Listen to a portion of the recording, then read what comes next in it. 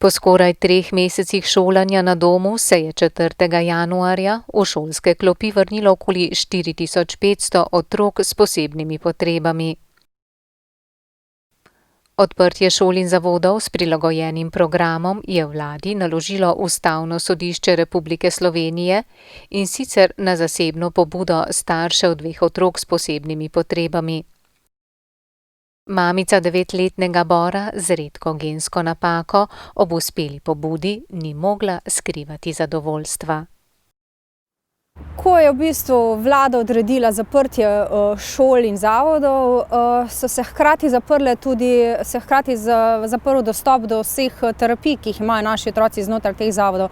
Tako da od tistega trenutka dalje, oziroma od nastopa jesenskih počitnic, Bor v sklopu šole ni bil deležen nobenih terapij in terapevtskih obravnav, in to je tisto, kar v bistvu na dolgi rok najbolj škodi in pušča posledice pri teh naših otrocih s posebnimi potrebami. Oni res potrebujejo redno, stalno obravnavo strokovnjakov, zato da se stanje ohranja, izboljšuje in da ne nazaduje. In ob tako dolgem v bistvu izpadu vseh teh terapij, marsikateri otrok bo težko nadoknadil v bistvu izgubljeno.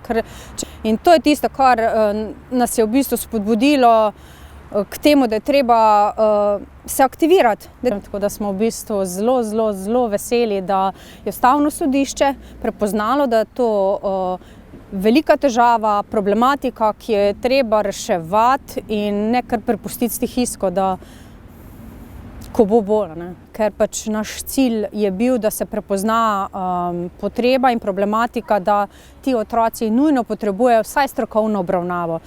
Mi nismo silili, bom rekla, na vsak način, da morajo otroci v šolo po starem. Ne vem, tudi v sami pobudi smo nekako dali sami, bom rekla, idejo ali pa ne vem, nekako namignili, da razumemo glede na epidemiološko sliko v državi, da pač ne more biti najbrž vse po starem, ampak da bi mogoče poskušali vsaj z terapevtskimi obravnavami najprej, pa poiskati neke druge rešitve. No, na kar se je država kljub temu odločila, da vse otroke pošlje v šolo. V Center za sluh in govor Maribor se je ob ponovnem odprtju vrnilo okoli 90% oziroma nekaj več kot 250 otrok.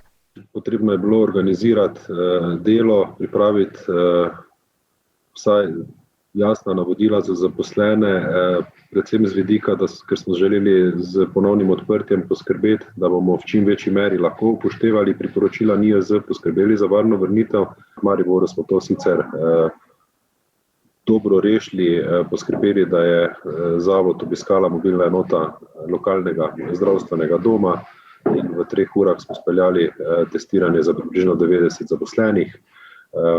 Na osnovi priporočil oziroma navodil ministrstva smo pozvali tudi starše, tudi 3 starši so se odzvali in pripeljali 2 osmošolca in enega prvošolčka na testiranje, ampak se veste, pravijo, da na začetku leta je treba biti pozitiven. Mi smo bili pozitivni že zaradi tega, ker so bili vsi opravljeni brisi negativni. Kljub temu, da takrat priporočila NIJZ še niso od nas zahtevala ali pa priporočala dela v mehurčkih, smo delo že s 1.9. imeli organizirano v mehurčkih, kar pomeni, da smo že od 1.9. naprej vzdrževali to organizacijo dela, da ni bilo mešanja, zbiranja, druženja otrok pred posameznimi oddelki. Zdaj, kar se tiče otrok, seveda so pogrešali svoje sovrstnike, svoje prijatelje iz šolskih ali pa predšolskih klopi, tako da smo tudi tu ugotovili, da so se vrnili dost umirjeni, bilo enega navdušenja, verjamem, da tudi pri starših, da so otroci ponovno vstopili v zavod. Otroci s posebnimi potrebami so bili najbolj diskriminirani zaradi izpada terapevtskega dela. Ampak definitivno smo se trudili, da našim otrokom in učencem ponudimo vse, kar je mogoče, tudi bom rekel, otroci, ki so deležni logopedskih terapij ali pa delovno-terapevtskih, fizioterapevtskih, smo te terapije v najboljši meri, koliko je pač mogoče, opravljali preko videokonferenc. Veliko je bilo tega, da smo učitelje spodbujali, da so vse tiste naloge, ki so jih posredovali otrokom, tudi opremili z videoposnetki, torej so posneli sebe, kako izgovarjajo, kako delajo vaje za izgovorjavo, kako nekaj berejo, da so potem otroci lahko preko videoposnetka spremljali pravilno, postavitev govoril in se tako učili. V primeru gluhih otrok, kjer pa je potrebna podpora slovenskega znakovnega jezika, in tukaj je bila še tretja oseba, ki bi v živo tudi tolmačila moje besede v slovenski znakovni jezik. Kako pa je strokovno podporo otrok z odločbo v integraciji? Prejeli smo le pisni odgovor resornega ministrstva za izobraževanje. Za vse ostale otroke, ki potrebujejo dodatno strokovno pomoč, se le-ta dosledno izvaja tudi na daljavo. Prehitro je govoriti o posledicah, ki jih je otrokom s posebnimi potrebami pustilo skoraj 3-mesečno šolanje na daljavo. Zagotovo jih je, predvsem na področju intelektualnega razvoja in socialnih spretnosti. Bor je pač mentalno omejen v svojem dojemanju, enostavno ne razume, da zdaj bova midva doma se učila. Tako da tudi učiteljica nam je dala vedeti, da naj za šolo delamo po svojih zmožnostih, da razume, da to ne more nikakor nadomestiti tega dela v razredu, ampak če pa nam kaj uspe, pa toliko bolje. Tako da z njene strani smo imeli ogromno razumevanja, tudi ona se je zelo trudila prilagajati vsebine, tudi sva se dogovorili, da smo se enkrat na teden slišali, smo naredili videoklic, takrat je bil zelo vesel, da jo lahko gledal.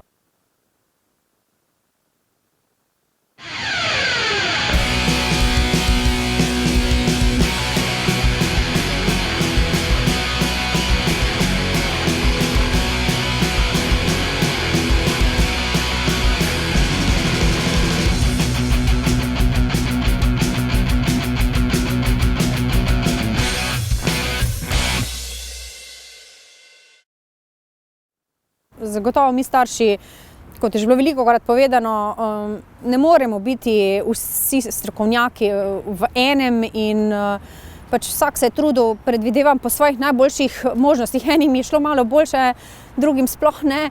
Tako da zagotovo je zdaj eno obdobje, ko bojo vsi otroci imeli enake možnosti, kar jih prej niso imeli. No, pojdi.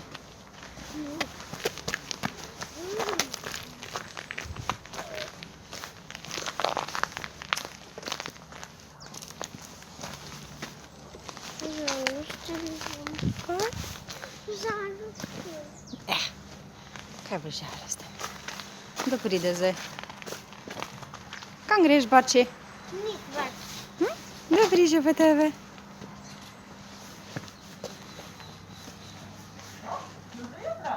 Ne bom!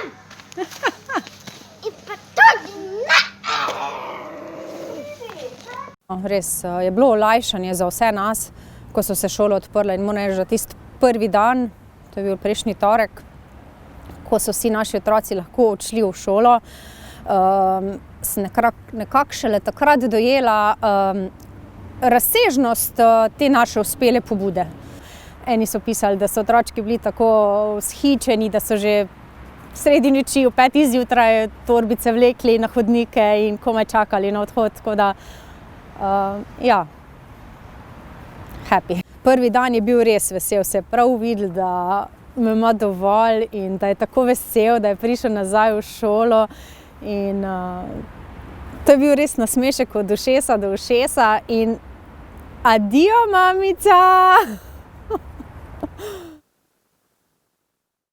Glede na slabo epidemiološko sliko se odmika tudi datum odprtja rednega vzgojno-izobraževalnega prostora.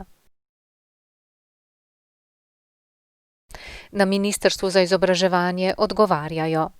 To bi bilo možno takrat, ko bo 7-dnevno povprečje okuženih manjše od 1350, število hospitaliziranih pa manjše od 1200.